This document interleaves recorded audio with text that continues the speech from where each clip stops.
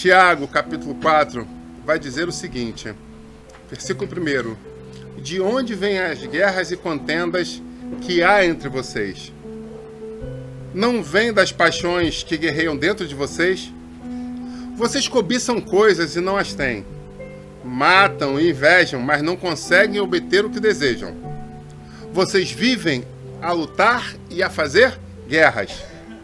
Não têm, porque não pedem. Meu Deus do céu. Acho que se eu parasse aqui, eu já poderia fazer o apelo e com certeza já teria gente que viria ao Jesus. Vocês não têm, porque não pedem. Aí eu tenho que dar um pausa.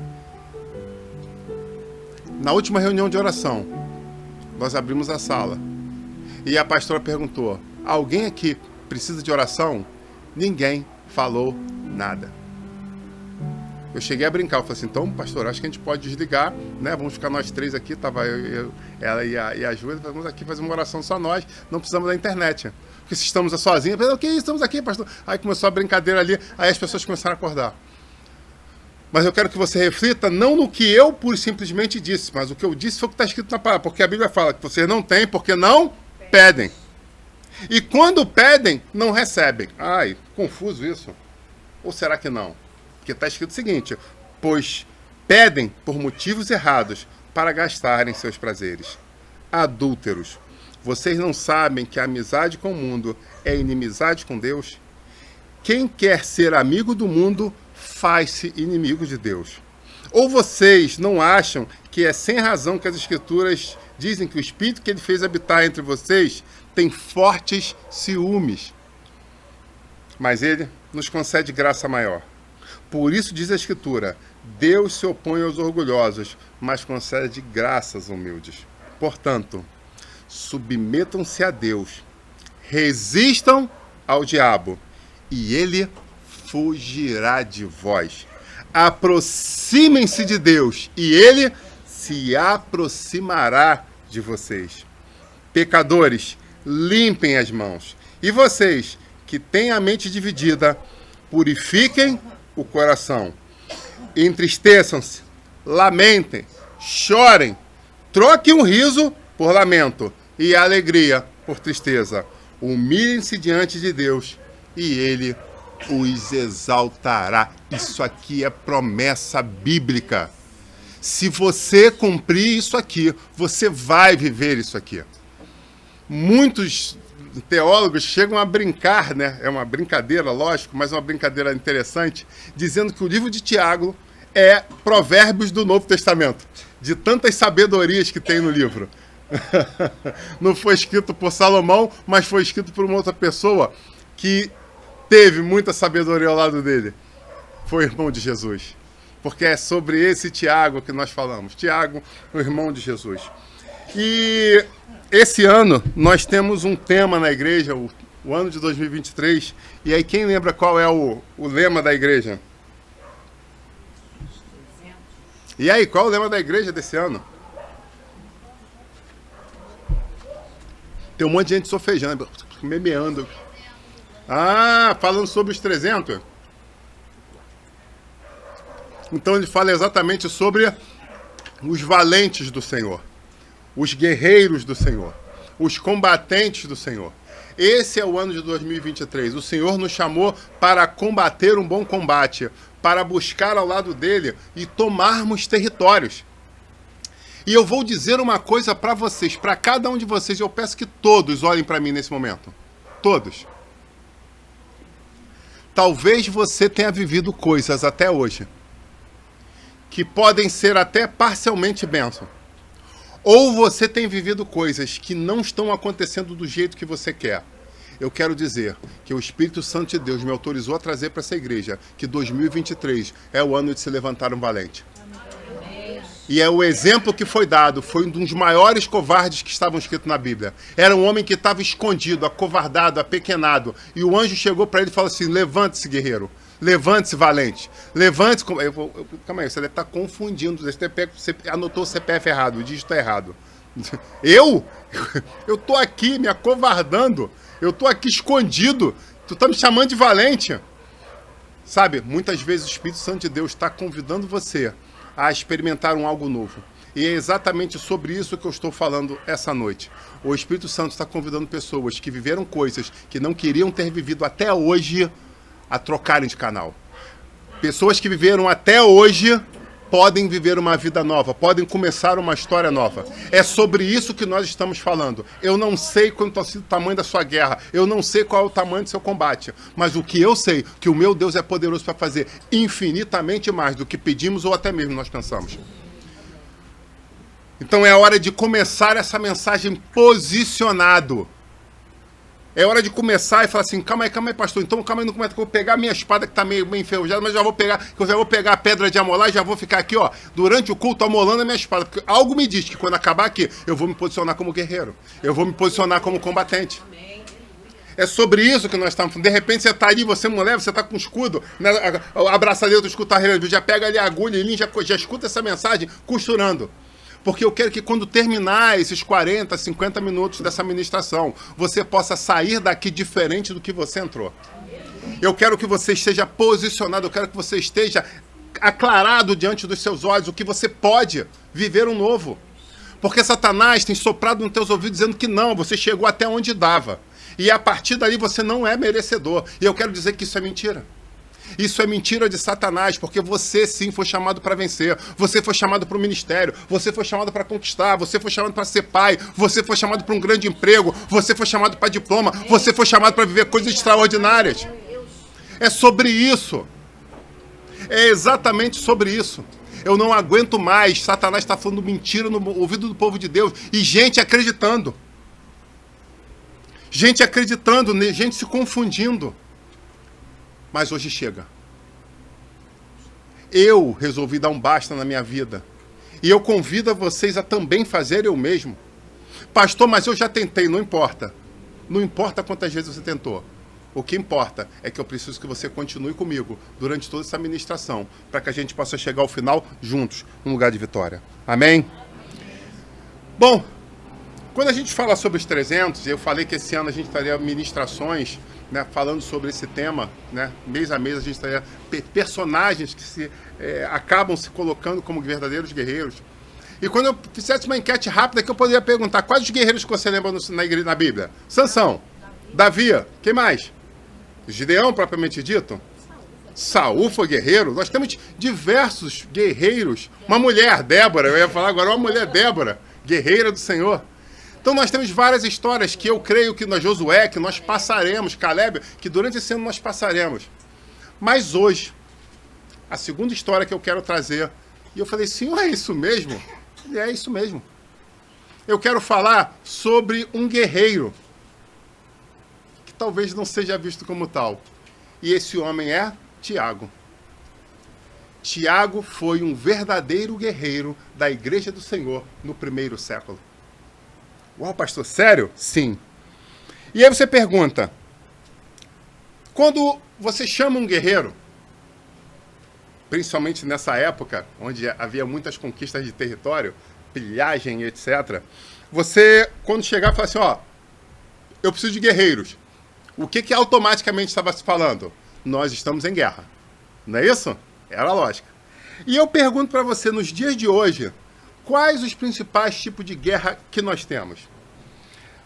Uma guerra que me chama muita atenção, e que talvez diriam que pode ser a mais perigosa, algum de vocês, são o quê? Um ataque de bombas.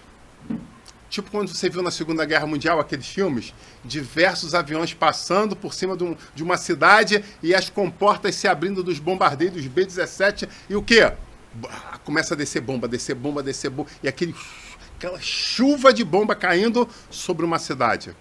Você concorda que isso é uma situação muito perigosa no combate? Não há dúvida. Muitas explosões, muitas mortes, muita destruição, gente sendo soterrada e etc.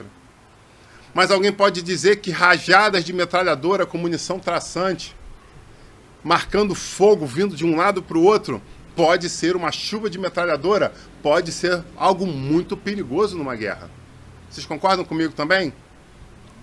Mas de repente alguém vai chegar assim, não, pastor, negativo. Eu vi um outro filme, eu vi uma outra situação que é mais sinistra. E aí eu vou perguntar qual? Aí você vai falar para mim, o sniper. Eu falei, sério? Sim.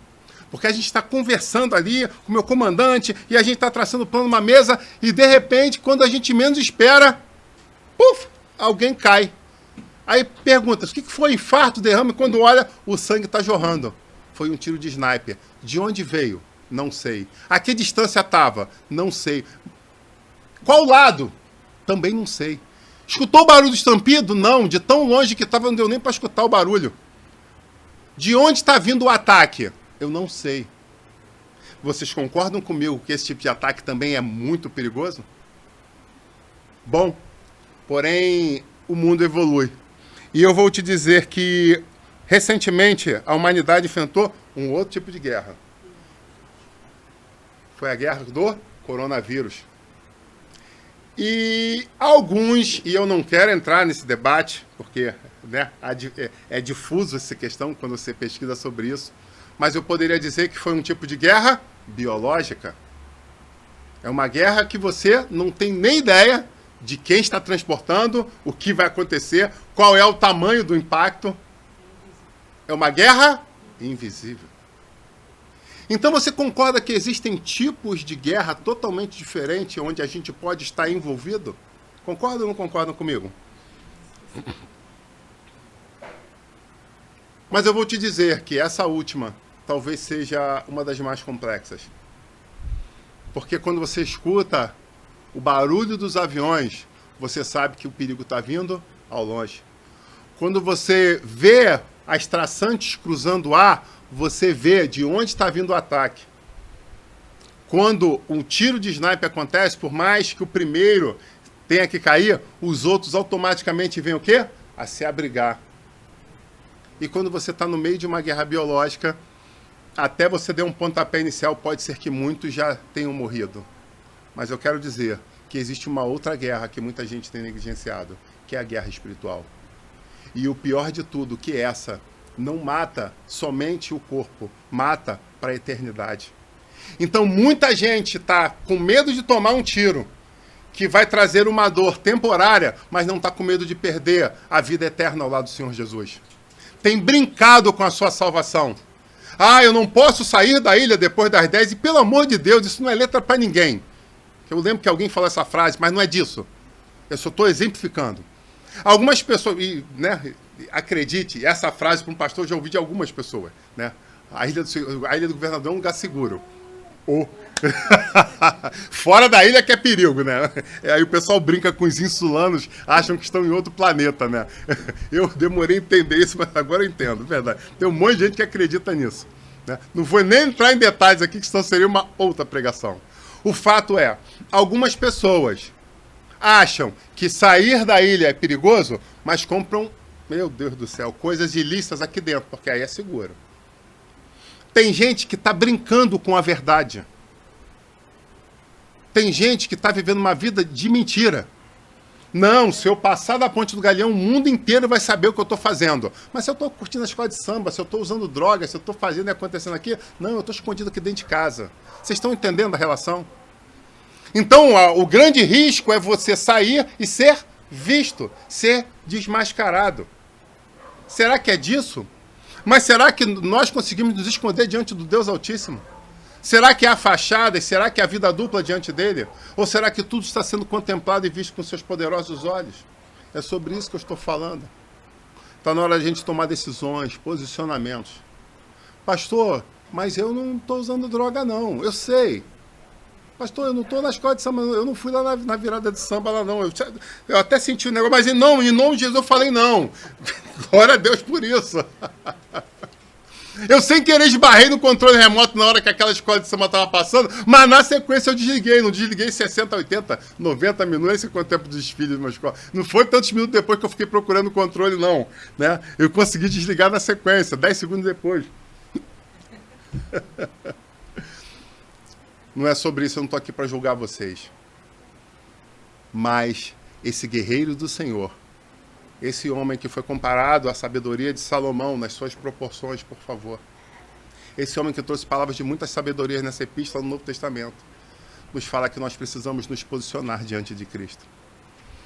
Ele nos fala que nós não podemos brincar com a verdade, porque dura coisa é cair na mão do Deus vivo. Amém?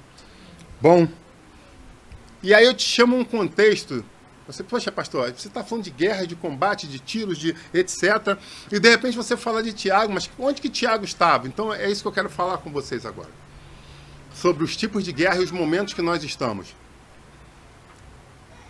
Segunda metade do primeiro século. Jesus Cristo, conforme havia prometido, volta para junto ao Pai. E alguns podem falar assim, poxa, mas ele deixou o pessoal numa furada. Vocês concordam com isso ou não? Eu vou te falar que muitos aqui entre nós, muitos mesmo, quase todos entre nós, passaram por um banco de faculdade. E os que ainda não passaram estão em caminho de passar. Pelo menos vários de vocês. Não que isso resuma a vitória e a sucesso, eu falo muito isso. Eu lembro uma vez que eu ministrei numa igreja de Minas falando sobre isso, porque em Minas Gerais é uma cultura muito interessante que as pessoas acreditam que o nível superior é que vai fazer eles terem um upgrade financeiro.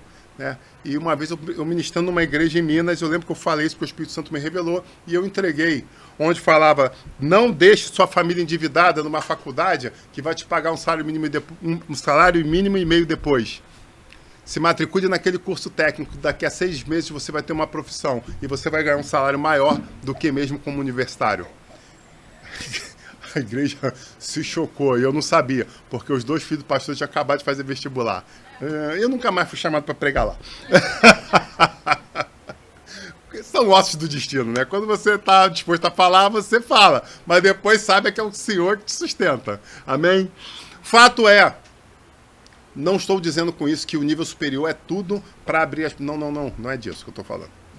Mas eu estou falando que muitas pessoas que estão no nosso meio tiveram essa experiência e eu sei que outras estão por ter em breve. Amém? O que acontece? Jesus tinha feito 7 semestres com aqueles homens. Eles tinham feito uma verdadeira graduação ao lado de Jesus. E eles aprenderam nessa formação o que era milagre, o que era transformação, o que era cura, o que era libertação. Eles passaram um combo completo da verdadeira teologia pura e aplicada. Vocês concordam comigo? Mas quando a gente abre a palavra, e eu convido você a abrir em Atos dos Apóstolos, capítulo 1, versículo 8. E coisa boa quando você tem uma igreja que está lendo a Bíblia, que as pessoas começam a mexer na Bíblia com mais rapidez, com mais destreza, com mais facilidade. Glória a Deus, cara. Daqui a pouco a gente começa a pregar em Naum, Oséias, aí o negócio aí que vai ser maneiro. Abre aí em Oséias e lê para mim. Aí vai ser Abacuque. Abre aí Abacuque. Ageu, abre em Ageu. Aí vai ser. Os livros que se escondem, eu tô falando aqui. Os livros que eu acho que a minha Bíblia não veio. Eu já ouvi isso, pastor, a minha não tem não. Eu falei, Jesus, tem sim, não me mata. Ai, abriram aí? Olha o que em Atos 1,8 fala. Mas eles receberão poder quando o Espírito Santo descer sobre vocês. E serão minhas testemunhas em Jerusalém, em toda a Judéia, Samaria e até os confins da terra. Nesse momento, ele estava dizendo que o ministério apostólico deles ia seguir pelo mundo. Amém? Aqueles homens sabiam o risco que eles estavam correndo. Existia naquele momento uma grande guerra que já tinha sido declarada. Só que era uma guerra não de explosivos, não com pólvora, não com TNT, nem muito menos com ações biológicas, mas era uma guerra espiritual. Era uma guerra que mexia com as questões culturais, envolvido com as questões espirituais. Porque muitos dos líderes espirituais da época haviam se corrompido diante do governo romano, que tinha dado o quê? Um certo carinho a eles, tinha dado um certo conforto a eles. E agora eles estavam divididos se eles queriam realmente que o Messias prometido viesse ou queriam continuar naquele padrão de vida que eles tinham, onde eles estavam entregando a palavra de Deus, eles estavam confortando e ao mesmo tempo acalmando o povo. Porque uma estratégia que o dominador fazia com eles é o quê? Trazia alguns líderes espirituais para perto deles, traziam faz-me rir para eles, para o quê? Quando o povo pensasse em se revoltar, eles traziam palavras de ministração de quê? Não, nós devemos nos acalmar, nós devemos confiar, nós devemos respeitar. E aí aquilo trazia as pessoas ao quê? A uma verdadeira calmaria, a uma situação de conforto, de aceitação da opressão que eles estavam vivendo. Vocês entendem essa estratégia? Então o que eles faziam? Eles compravam poucos para acalmar multidões. Era isso que eles estavam vivendo, trazendo uma verdadeira guerra, só que um outro tipo de guerra. E alguns esperavam que viesse esse Messias que iria o quê? Transformar, quebrar esse jugo, quebrar essa cadeia. E fazer como outrora, trazendo Israel viver um grande apogeu de domínio, não só nas questões espirituais, mas também nas questões sociais, nas questões de território. Traduzindo, eles esperavam esse Messias para ser, agora sim, um novo Império Romano. Era sobre isso que é para alguns. Então, para alguns deixa do jeito que está, porque eu estou me dando bem, eu estou vivendo o verdadeiro céu na terra. Para outros, nós queremos tomar a posição de o que nós queremos ser um novo Império Romano. Nós queremos ter todos sobre... Só que nós vamos ter o quê? Nós vamos ter um governo de justiça. Ok. Assim, a população praticamente se dividia entre duas situações. E eu convido a você a entender claramente, se nós sairmos daquela época e chegarmos nos dias de hoje, nós vemos que as coisas não estão muito diferentes. Nós vemos até mesmo dentro da igreja algumas pessoas acreditando em governantes como sendo o novo Messias, colocando as suas esperanças em governos, em bolsas, em subsídios, esquecendo quem nos chamou e quem nos comissionou. Mas eu glorifico a Deus, porque nós temos mantido nosso posicionamento junto ao Deus vivo, entendendo que nós não somos daqueles que se vendem. Nós entendemos que precisamos nos posicionar como sociedade, saber o que está acontecendo e nos representar principalmente através do nosso voto, onde não é comprado por um meleiro de tijolo, nem por alguns sacos de cimento. Então eu agradeço a Deus por isso, porque nós sabemos o nosso real valor. E temos andado em direção a isso, nós precisamos, eu aproveito e reendosso, nós precisamos cumprir o nosso papel social, fato. Nós não, crente não se mistura com política, nós não somos amebas. Nós fazemos parte dessa sociedade, mas nós fazemos parte dessa sociedade sabendo que nós somos cidadãos do céu.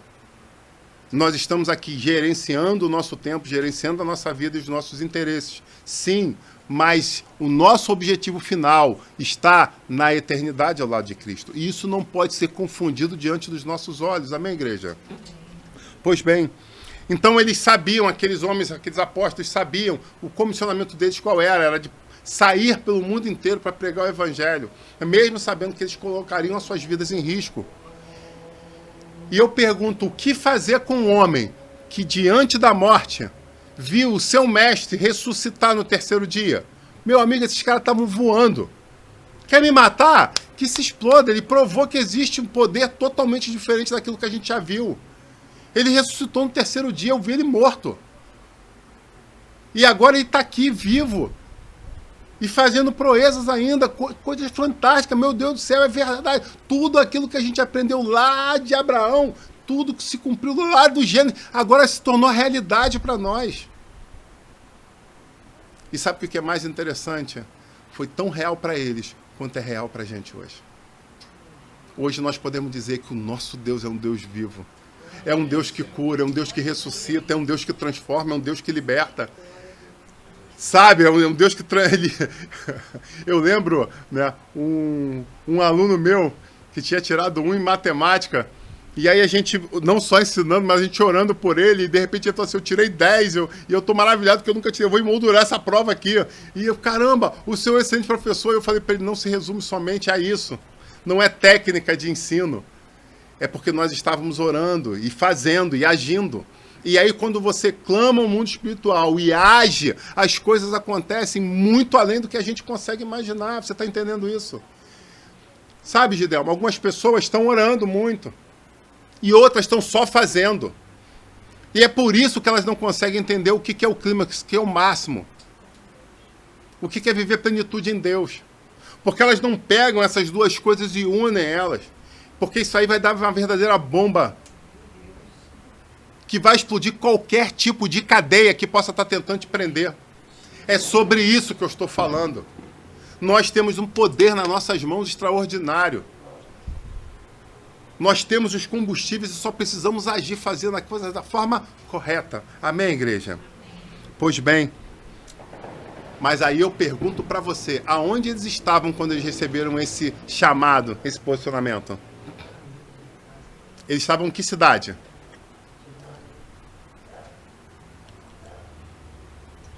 Eles estavam em Jerusalém, onde tudo havia começado, né, propriamente dito, na capital. E aí eu pergunto, ok, eu vou para a Europa, eu vou para a Ásia, eu vou pegar, eu vou atravessar, eu vou fazer acontecer, não, eu vou pegar aqui, tá, e eu vou para Samaria. E aí eu imagino aqueles homens todos, e de repente alguém deles deve ter falado assim, mas calma aí. E a igreja de Jerusalém? E aquele monte de gente que viu o mestre, aquele monte de gente que teve experiência, aqueles que se juntaram à igreja, 3 mil, 2 mil, e esse povo que está aqui também precisando de alguém que gerencie eles. E aí a gente entra numa situação interessante, porque o livro de Efésios vai falar sobre os 5 ministérios. E o vocacionar deles foi apostólico, e eles precisavam sair para ganhar o mundo. Eles precisavam sair em guerra para vencer. Mas existia a igreja local. E quando a gente entende os 5 ministérios, a gente sabe que quem cuida da igreja local são o quê? Os bispos ou pastores, né? Depende da tradução e do entendimento. Esses são os responsáveis por cuidar das ovelhas propriamente, tirar carrapicho, ouvir, né? Sorrir. Então esses são os de contato direto, mais individualizado, de ouvir, de ter paciência. Que em nome de Jesus. Em nome de Jesus. Olha para mim agora. Presta atenção, igreja. Fala comigo aqui, ó. Eu não vou. Eu não vou. Vamos lá, profetiza comigo aqui. Eu não vou. Eu não vou. Trazer. Rechamado. Por quê? Porque eu vou executar o sonho de Deus para minha vida. Amém, igreja? Amém. Eu profetizo isso sobre a tua vida. Amém. Que você, a partir de hoje, seja aquele que se posiciona e começa, faz o meio e termina. Seja de um curso técnico, onde eu quero, pastor, eu quero trazer o meu diploma aqui, eu quero que a igreja ore, porque eu consegui meu diploma. Seja de um nível superior, seja de um mestrado. Seja de um curso de alfabetização para quem era analfabeto. Pastor, eu completei meu curso no EJA e agora eu estou alfabetizado. Já consigo escrever meu nome. Traz, porque a gente quer glorificar e exaltar o nome do Senhor, porque isso também tem valor. Você consegue entender isso? Porque eu vou conseguir ver que você começou um projeto e você concluiu. Amém, igreja? Porque é sobre isso. Imagina se esses guerreiros do Senhor tivessem parado no meio do caminho nos seus projetos. E vou te dizer mais, eu sei que você está na leitura bíblica anual e algumas pessoas estão atrasadas, e em parte sabemos, em parte profetizamos. E eu falei, Senhor, como tirar esse atraso dessas pessoas? E eu vou te dizer, eu já tinha dado uma orientação na quinta-feira, vou dar outra agora. Nós estamos estudando a Bíblia nas quintas-feiras, perfeito? E agora nós vamos entrar, por exemplo, nas cartas de Pedro. Então, se você está em atraso, leia o do dia e leia, por exemplo, o livro de Pedro. Por quê? Isso vai abrir os teus olhos no estudo bíblico semanal. E aí você vai lá no teu cronograma e já quita aqueles que estão lá, não sei que mês que vai ser Pedro. Já quita lá, porque você já leu. Entendeu? Amém? Qual é depois de Pedro? Eu não sei qual vai ser. De repente vai ser Judas. Hã? Vai ser João, né? Já estão na... Não, eu estou perguntando porque eu estava viajando, eu não sei. Estão na sequência certinha. Então, de repente, aí depois vai ser o quê? As cartas de João? Então eu já pego, estou atrasado, então eu leio o do dia e vou lá e já leio João. Para quando eu chegar na quinta-feira, eu já conseguir debater com mais propriedade, porque eu li aquilo ali. Então você vai tirando teu atraso e já lendo livros que estão antecipados. Amém? É uma estratégia que o Senhor me trouxe hoje, eu estou dividindo com vocês. Pois bem, aqueles homens sabiam do comissionamento deles e sabiam que existia uma igreja gigante que tinha nascido em Jerusalém. E o que fazer? Deixar o chamado deles para trás ou seguir adiante? Pois eu vou te dizer, eles precisavam achar um verdadeiro líder para cuidar da igreja de Jerusalém. E aí quando a gente lê em Atos dos Apóstolos, eles começam a procurar o quê? Diáconos que eram excelentes. Vocês conhecem o texto. E agora diáconos, para fazer o trabalho daquela grande obra, já estavam começando a ser selecionados, homens cheios do Espírito de Deus que se moviam. E é tão interessante que quando eles não estavam ajudando no ofício diaconal, eles estavam pregando o evangelho cheio de autoridade e unção. Olha que lindo isso. Que ministério lindo esse ministério diaconal. Eu tive o prazer de ser diácono por 4 ou 5 anos da minha vida e eu valorizava muito o meu ministério. Pois bem, quem colocar? Sabe? É uma hora que eu preciso te trazer uma parte da história. A palavra fala, e Paulo relata isso, que no momento que Jesus volta, ele se apresenta a algumas pessoas. E é interessante quando Paulo fala, e ele se apresentou aos apóstolos e a Tiago. Eu achei muito interessante essa escrita. Ele deixa bem claro que Tiago, seu irmão, teve uma experiência pessoal com Jesus. Assim como Paulo faz, assim como eu tive, Tiago também teve. E quem era Tiago, o irmão de Jesus? Era alguém que não acreditava no ministério dele. Alguém que cresceu ao lado dele, conviveu com ele, literalmente jogou bolinha de gude com ele, sentou na mesa com ele, foi à escola com ele, via ele de uma forma diferente, mas não acreditava no ministério dele. Esse era o Tiago. Ele fazendo proezas, maravilhas, prodígios, e ele olhando... eu não consigo acreditar que ele é o Messias. Então, tudo acontecia e ele não estava dando valor. Ele não estava levando aquilo como uma verdade absoluta. E eu fico imaginando a sua mãe falando, não, que o anjo apareceu e contando as histórias. Ele, caraca, meu amigo, pô, será que minha mãe tá falando sério? Será que minha mãe curtiu o de estoque? Porque há filhos que dizem que os pais foram de estoque, né? Que curtiram lá um negocinho de estoque, pá, uns papelotezinhos diferentes, que de meio psicodélico, né? Mas eu agradeço que os meus pais não fizeram parte disso, né? Aleluia, glória a Deus. Meus pais eram pessoas centradas. Apesar de serem na época de Woodstock, eles não se venderam como muito jovens. Ô, glória a Deus. Amém? Amém. Ó, glória a Deus. Já falou amém com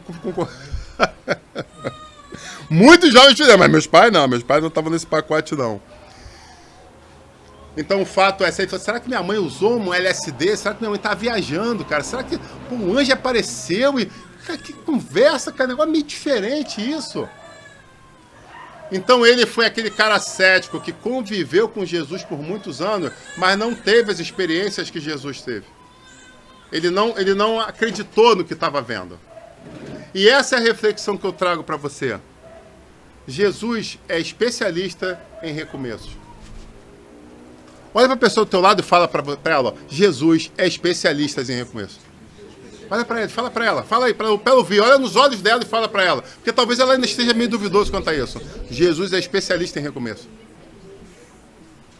Sabe, ele pegou aquele homem que não estava crendo que era possível, e quando ele volta, assim como ele fez com Paulo, a diferença é que Paulo teve que cair do cavalo, e a Bíblia não fala como, lá na eternidade a gente descobre, que eu vou procurar ele lá, né, para perguntar como é que foi quando Jesus se apresentou, você está dormindo, você estava em casa, eu vou querer saber dele, eu vou perguntar, vou ter eternidade para achar ele lá para perguntar, amém? Eu espero que você esteja comigo, se você estiver comigo lá na eternidade, a gente pode até ir junto, mas aí você tem que caminhar, tem que continuar firme, né, não pode negociar, amém, Mila? Tem que estar junto lá. Me lembra depois que chegamos assim, pô, vamos procurar ele agora logo, que eu tenho algumas coisas para fazer no céu, né? Pô, eu quero perguntar algumas coisas para Paulo, cara.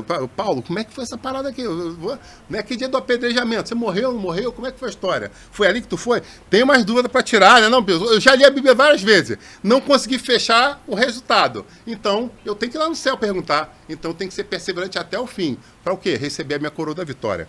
Amém? E eu convido você a fazer parte disso comigo. Pois bem, Jesus é especialista em recomeço, já disse e repito.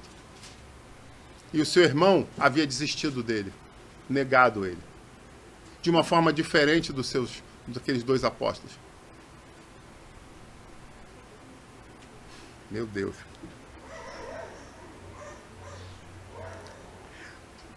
Ele podia não acreditar, mas durante muitos anos da sua vida ele viu. Ele podia não aceitar, mas durante muitos anos ele escutou. Ele podia não seguir. Mas durante muitos anos, ele aprendeu. E agora, Jesus volta para ele e fala: tudo que eu te disse, tudo que te disseram era verdade. Eu estou aqui para comprovar.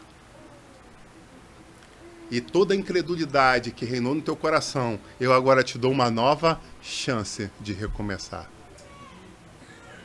Sabe, eu não sei qual é o tamanho do pecado que você cometeu, eu não sei qual é o tamanho da transgressão que você fez. Mas eu quero te dizer que o nosso Deus é especialista em recomeço. Talvez você esteja dizendo, ou estejam dizendo no teu ouvido, para você não tem mais jeito, para você não tem oportunidade. Ele estava do lado do Messias, andou ao lado dele por muitos anos, por uma vida inteira, e não quis acreditar. Mas o fato é, não querendo acreditar, ele estava aqui ouvindo as histórias. Ele estava vendo coisas, crianças que torciam o pé e o pé voltava ao normal. Eu fico imaginando criança ali, né? Aí, caramba, torceu o joelho e tal. Não, voltou o joelho normal. Mas jogar bola com Jesus devia ser maneiro, né? Aí, vambora. Jesus me perdoa. Eu ia fazer a bola fura, volta a bola. A bola enchia de novo. Devia ser maneiro jogar bola com o Filho de Deus, né? E o fato é, muita coisa aconteceu na vida dele e eles... Não, eu não quero acreditar. E eu pergunto a você, você conhece alguém assim? Que por mais que as evidências estejam diante dos seus olhos, decidem não acreditar?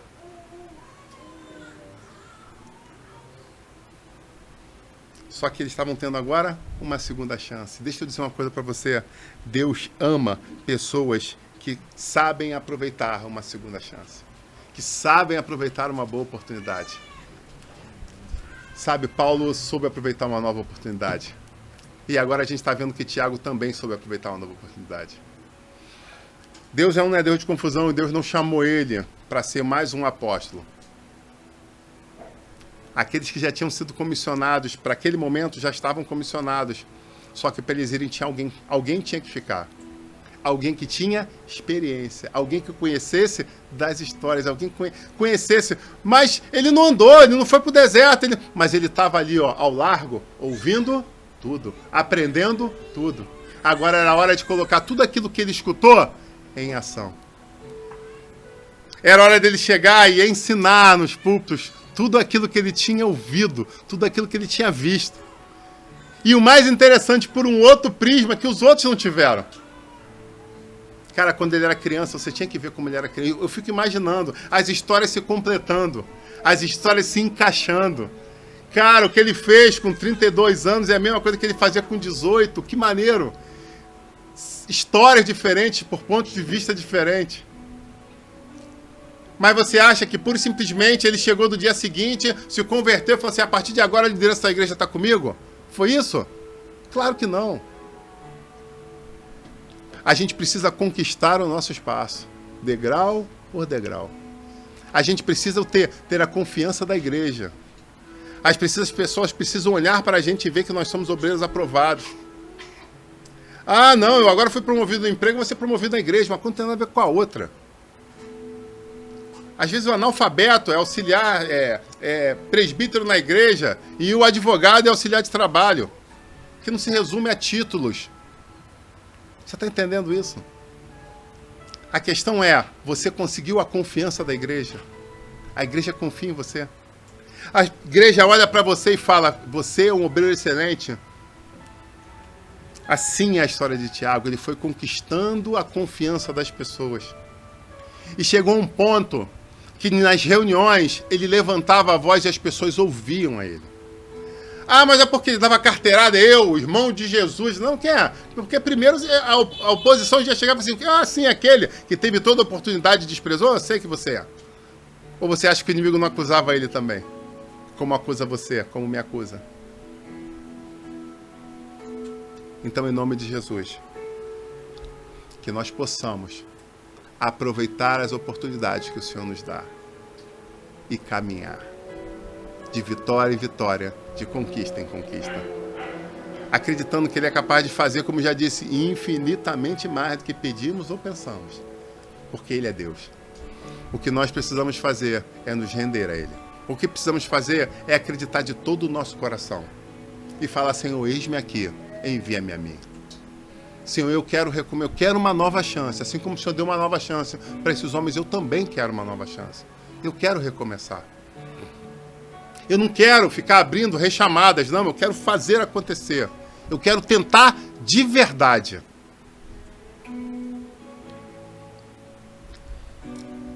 E aí eu lembro o que eu ouvi da minha filha um dia desse numa conversa.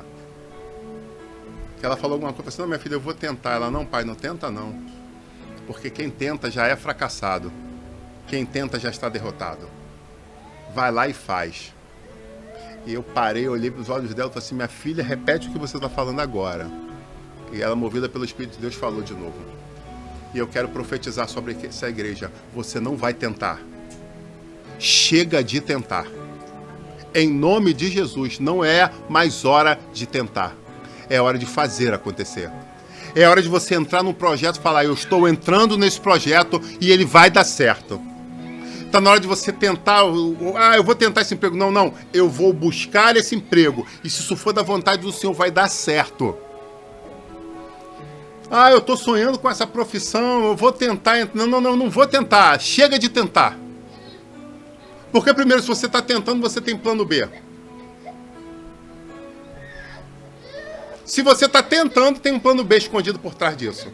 Chega de plano B. É hora da gente conquistar de verdade.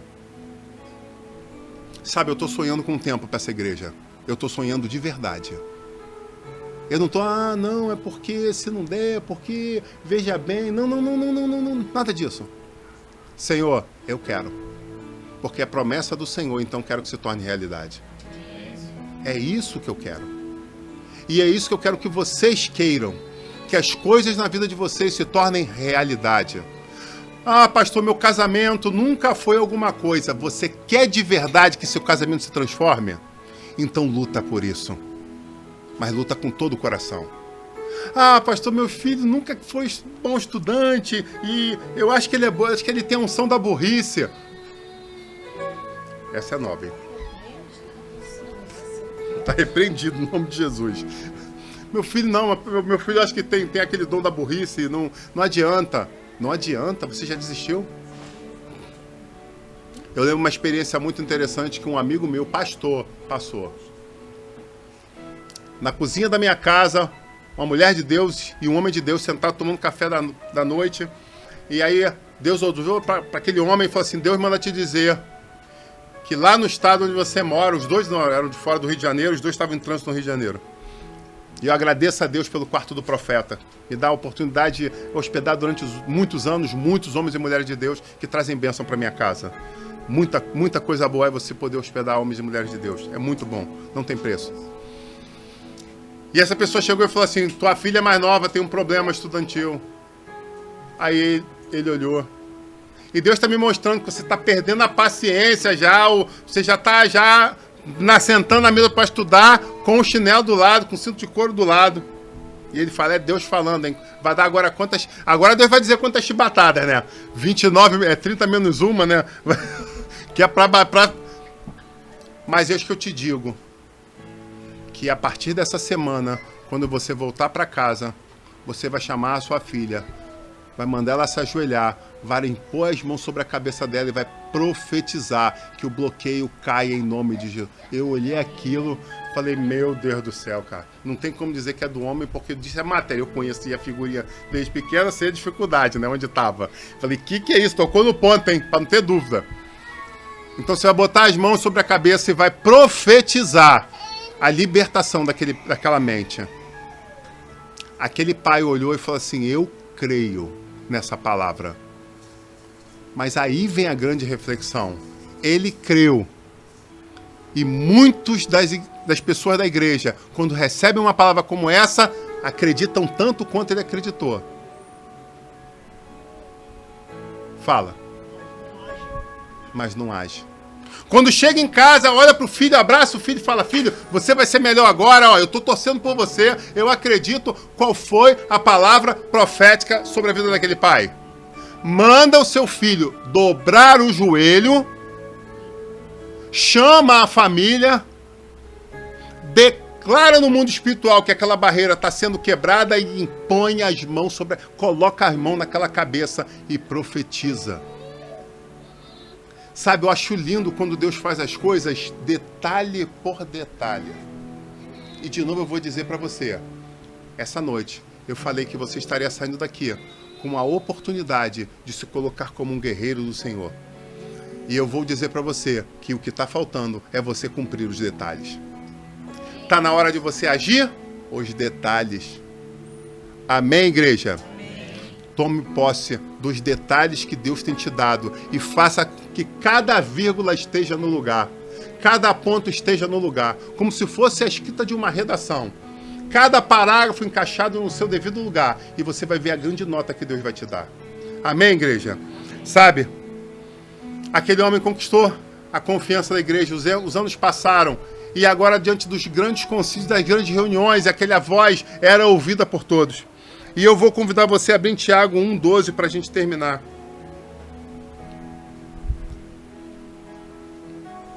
Enquanto você abre, eu quero dizer, eu não sei se seu chamado é apostólico, se seu chamado é de bispo ou de pastor. Eu não sei se você foi chamado como diácono ou como um auxiliar. Eu não sei. Mas eu quero dizer que Deus está te chamando para fazer um trabalho excelente. Que a igreja possa fluir na direção que Ele quer que flua, mas que haja subsídio. Que hajam pessoas que cuidem da logística, que tenham pessoas que cuidem das cadeiras. Vocês às vezes não têm noção da profundidade. Eu, quando era diácono, eu lembro como se fosse hoje, que eu ia arrumando as cadeiras e ia profetizando, Senhor, que todas essas cadeiras estejam cheias nesse culto. E eu ia arrumando e ajeitando, e Senhor, que essa pessoa que sentar aqui aceite a Jesus essa noite. E eu ia ali profetizando sobre as cadeiras.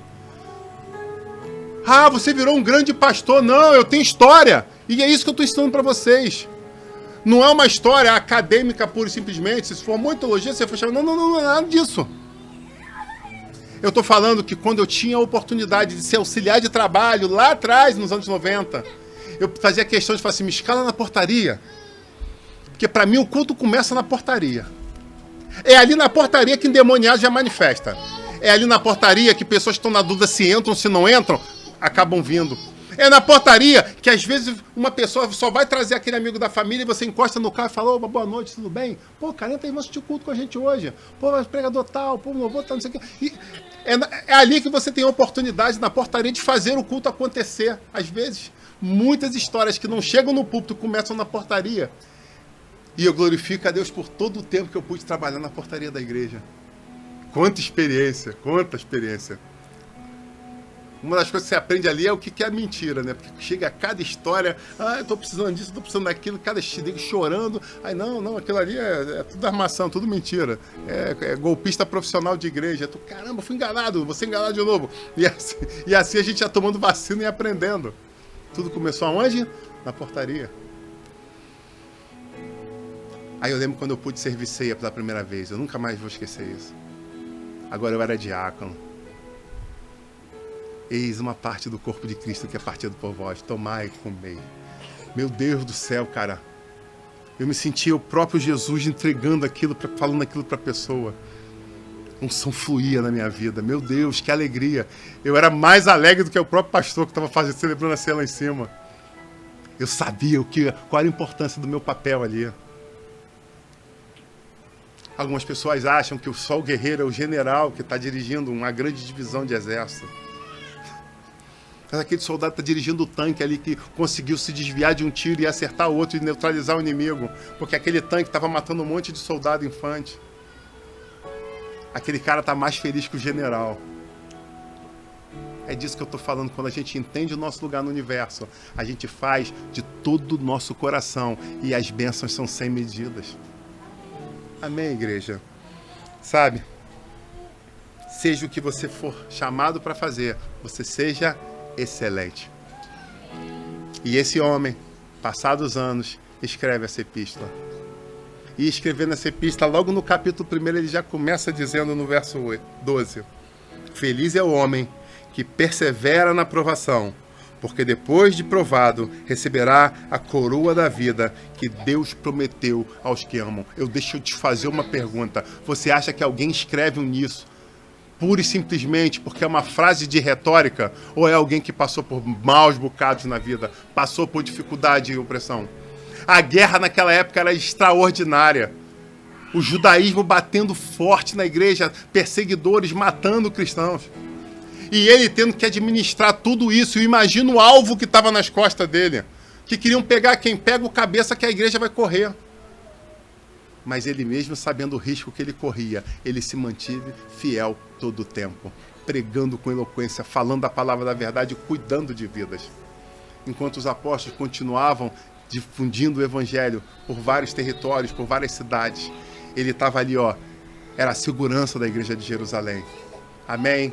Eu não sei, mais uma vez, qual é exatamente o teu chamado, mas eu quero te dizer que a sua liderança e os seus liderados possam sentir confiança em você, porque sabem que tudo que está vindo na tua mão, você está fazendo como para o Senhor, você está fazendo da melhor forma possível. E eles sabem que se olharem para trás e olharem de volta, você vai estar lá na posição, resguardando, trazendo a provisão, ajudando. Você não vai ser daqueles que pura e simplesmente desistem no meio do caminho.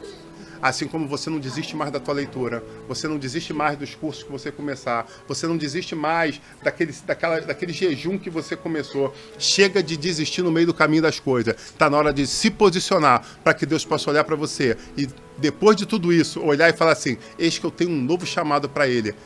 Está na hora de ser, entre aspas, promovido. Amém, igreja? Incline a sua cabeça, eu quero orar por você. Pai, em nome de Jesus, eu quero apresentar essa igreja, Pai, diante do Senhor. Eu quero te agradecer por oportunidade que o Senhor nos deu essa noite, de falar sobre esse grande guerreiro que é Tiago. Senhor, que nós possamos nos posicionar, entendendo qual é o chamado que o Senhor tem para as nossas vidas. Nós precisamos do Senhor e dependemos do Senhor. Deus, nós não queremos mais começar as coisas e deixar no meio do caminho. Nós queremos, a partir de hoje, tomar posicionamento em nossas vidas. Nós queremos agir. Nós queremos fazer a coisa de verdade. Nós queremos obter os resultados e nós queremos dividir com a igreja, Pai. Não por soberba, mas para que outras pessoas que estão titubeantes possam se sentir animadas, possam se sentir também com ânimo. Eu clamo isso, já te agradecendo em nome de Jesus. Amém?